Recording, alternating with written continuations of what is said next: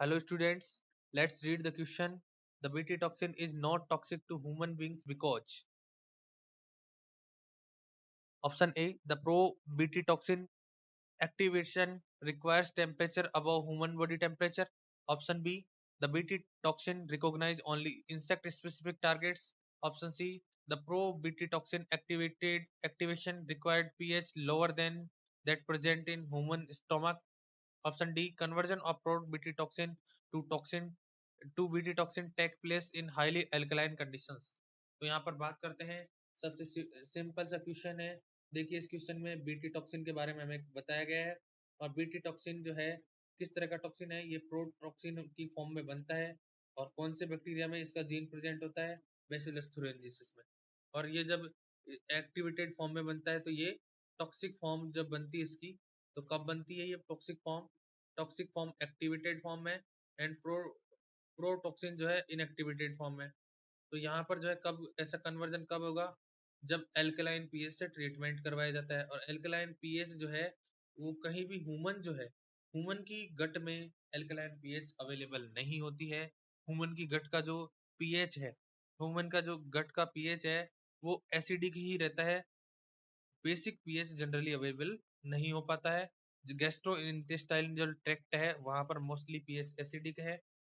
तो यहाँ पर जो है ह्यूमन बीइंग को ये किस तरह से अफेक्ट नहीं करता, क्योंकि बीटी टॉक्सिन को अगर ह्यूमन कंज्यूम कर भी ले तो भी ये ह्यूमन के लिए टॉक्सिक नहीं है। क्यों नहीं है?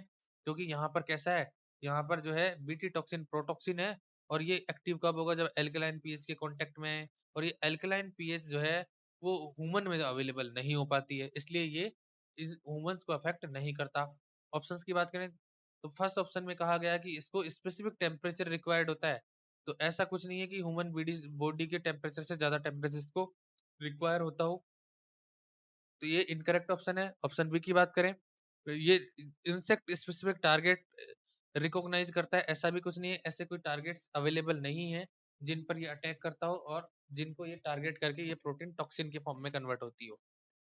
थर्ड ऑप्शन में दिया हुआ है the pro BT toxin activation require pH lower than the present in human stomach. तो यहाँ पर जो है ऐसा नहीं है कि पीएच जो है, पीएच कम जो है, पीएच लो मतलब एसिडिक पीएच पर ये कभी भी एक्टिव नहीं होगा। तो एसिडिक पीएच के बारे में भी गलत कहा गया है।